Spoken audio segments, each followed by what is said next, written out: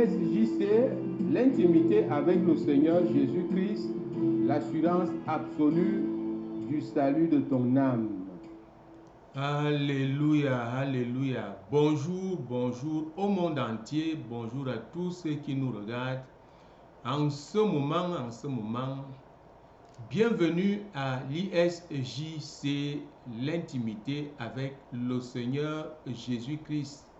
L'ISJC International Ministry, c'est l'assurance absolue donc du salut de ton âme. Cette intimité que tu dois avoir avec ton maître, le Seigneur Jésus-Christ. Je vais prier ici au nom puissant de Jésus-Christ. Suis bien cette prière, les mains levées, les yeux fermés. Au nom de Jésus, je bouscule toute barrière, toute montagne qui s'érige entre le Seigneur et toi. Je bouscule, afin que tu t'attaches à lui, que tu t'attaches à lui, que tu t'attaches à lui, pour mieux le connaître. Et pour que ces noces arrivent enfin, au nom puissant de Jésus-Christ, que ton cœur s'ouvre maintenant, que ton cœur s'attendrisse, toi qui as un cœur endurci, à cause des événements que tu as rencontrés par-ci et là, en dehors de l'église à l'église. Oui, tu es là, tu me regardes, tu dis, est-ce que c'est ici la fin de mes problèmes? Oui, Jésus-Christ est la fin de tes problèmes. Au nom puissant de Jésus-Christ, au nom de Jésus, que ces montagnes se déplacent, et que tu vois le Seigneur face à face. Que ton cœur s'ouvre maintenant, que ton cœur soit prêt à recevoir cette parole, à recevoir la grâce de Dieu.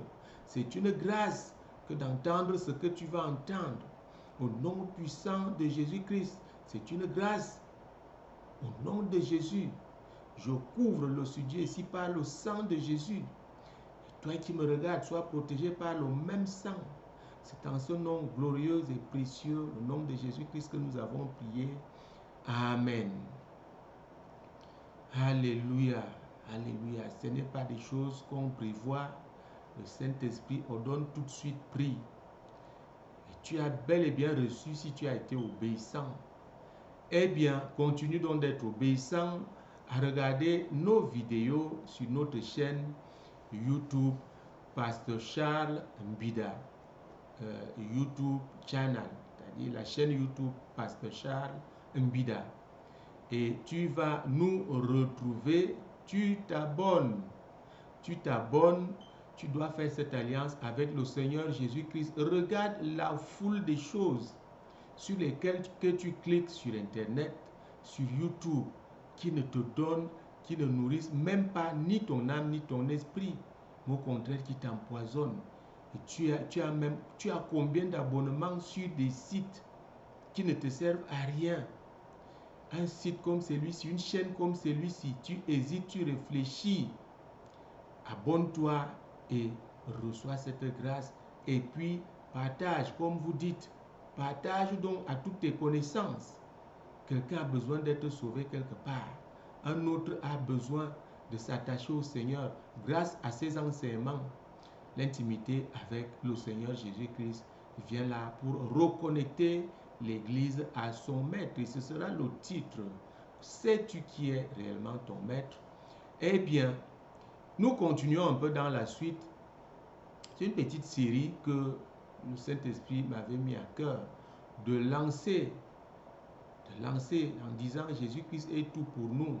Nous sommes partis, n'est-ce pas, de toutes les Écritures. Nous avons vu Jean chapitre 15, le verset 5. C'est-à-dire sans lui, nous ne sommes rien. Nous avons vu Colossiens chapitre 2, verset 9.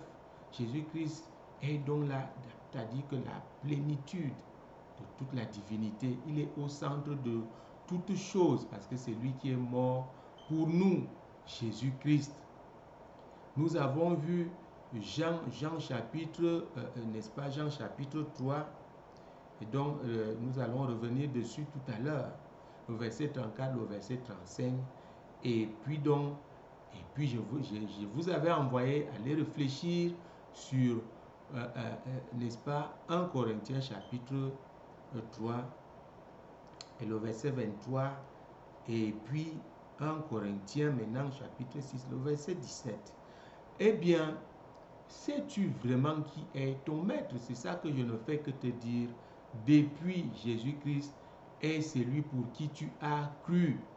Je viens encore te dire aujourd'hui, ne reste pas dans l'illusion. C'est-à-dire que tu ne le connais vraiment pas. De quelque catégorie que tu te trouves aujourd'hui à l'église. Tu enseignes, tu es prophète, tu es ceci, tu es brebis. Si tu ne connais pas Christ, ça veut dire que tu ne sais pas ton maître. Connaître Jésus, c'est de le voir face à face, ça se passe. Il t'adopte là, il commence à marcher avec toi. Il te conduit au Père pour les noces.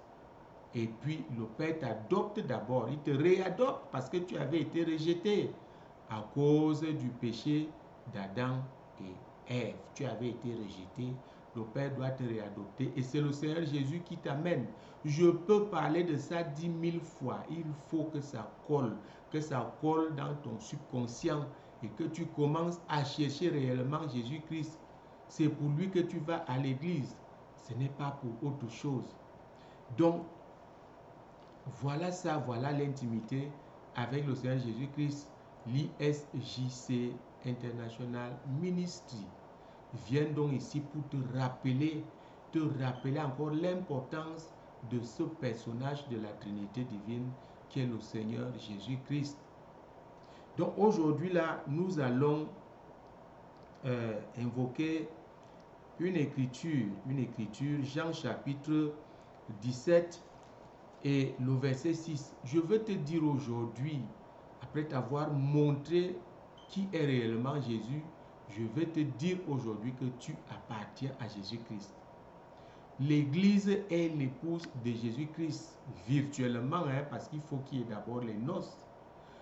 Je veux dire ceci, Jésus-Christ est l'époux de l'Église. Nous devons faire attention avec ça. Nous devons devenir épouses. Ça a été signé, le décret d'application a été signé. Mais rien n'est encore fait. La balle est de notre camp.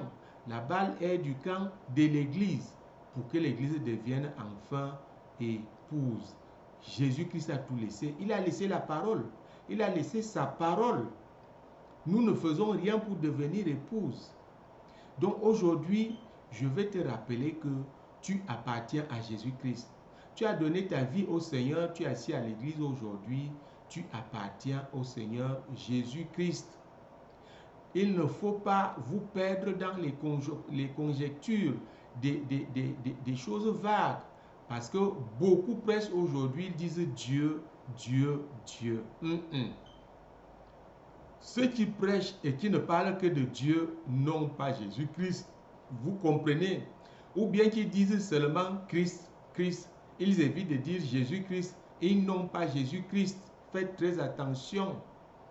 Ouvrez les yeux, demandez le discernement. Vous comprenez? Aujourd'hui, je te rappelle à travers ces deux écritures que tu appartiens au Seigneur Jésus-Christ. Jean chapitre 17, le verset 17. La prière sacerdotale. Jésus était sur le point d'être sacrifié pour toi qui hésites là aujourd'hui. Le verset 6. J'ai fait connaître ton nom aux hommes que tu m'as donnés du milieu du monde. Ils étaient à toi et tu me les as donnés. Tu comprends maintenant.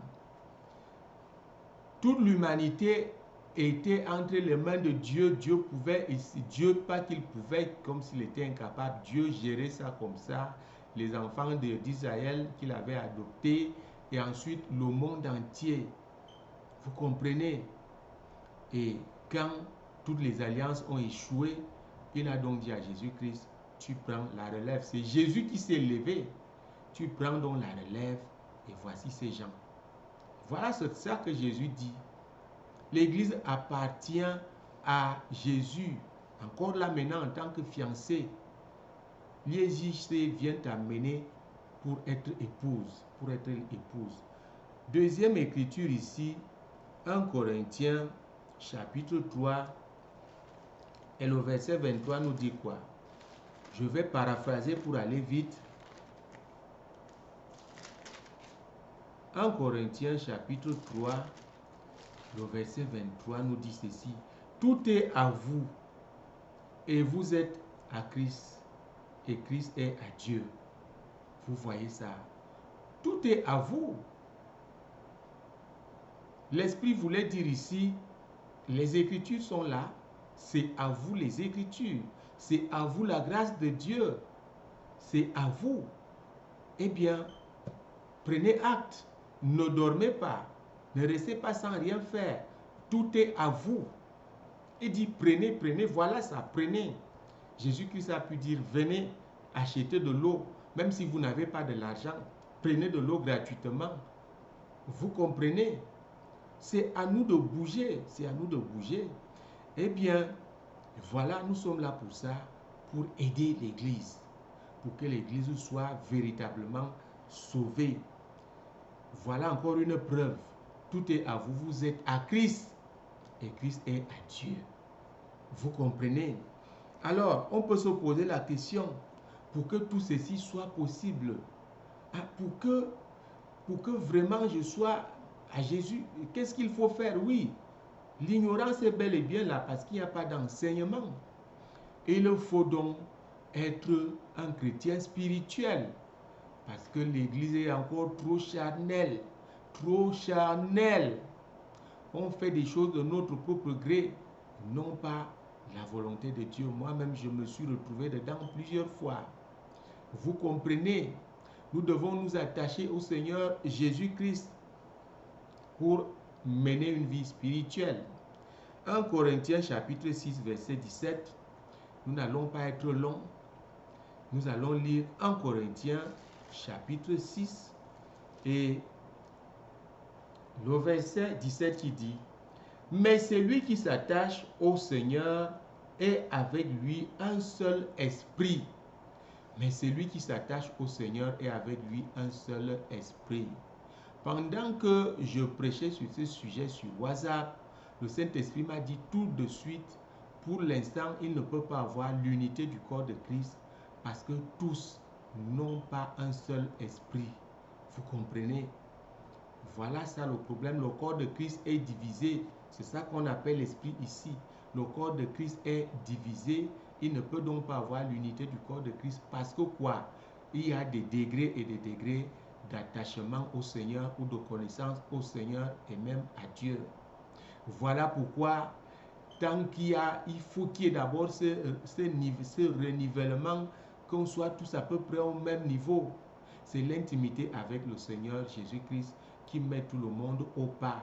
Et puis, il peut donc avoir l'unité du corps de Christ parce qu'on ne va plus avoir d'autres qui sont encore même possédés et qui prêchent, qui ont même d'autres qui ont encore des problèmes spirituels mais qui ont des églises. Vous comprenez un peu? Sans compter les enfants de Dieu, la délivrance n'est pas passée par là. Il faut que tout cela soit fait. C'est ça qu'on appelle rebâtir le temple du corps de Christ. La dernière écriture, c'est donc Jean chapitre 3. Jean chapitre 3 maintenant. Jean chapitre 4, pardon. Jean chapitre 4.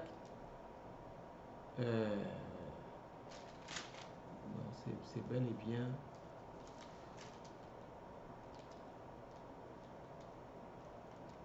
C'est Jean, donc Jean, n'est-ce pas? Je me perds là dans Corinthiens. Bon, allons vite dans Jean chapitre 4. Retrouvez cette écriture. Alléluia. Lisons le verset 23 et le verset 24. Mais l'heure vient, et elle est déjà venue, où les vrais adorateurs adoreront le Père en esprit et en vérité, car ce sont là les adorateurs que le Père demande. Dieu est esprit, il faut que ceux qui l'adorent en esprit et en vérité. Voilà donc pourquoi tu dois être un chrétien spirituel pour pouvoir adorer le Père. C'est tout ce que Dieu te demande aujourd'hui, c'est de passer toute ta vie à l'adorer. Et c'est ce que nous faisons dans l'intimité, dans l'IEJC. On adore Dieu seul à seul. chambre fermée. Tu peux donc aller aussi au culte parce que c'est là où tu reçois tout. Tu vas au culte dimanche, partager ce que tu as reçu. Alors pour arriver là, il faut t'attacher au Seigneur Jésus-Christ. En Corinthiens chapitre 6 verset 17. Et c'est l'ISJC qui t'entraîne, qui t'enseigne. Eh bien, voilà, chers frères et sœurs en Christ, voilà, abonne-toi et partage cette grâce à qui de droit. Quelqu'un doit être sauvé quelque part. Alléluia, alléluia. Donc voilà, chers frères et sœurs en Christ, nous allons nous séparer là maintenant. On se retrouve donc demain pour le quiz.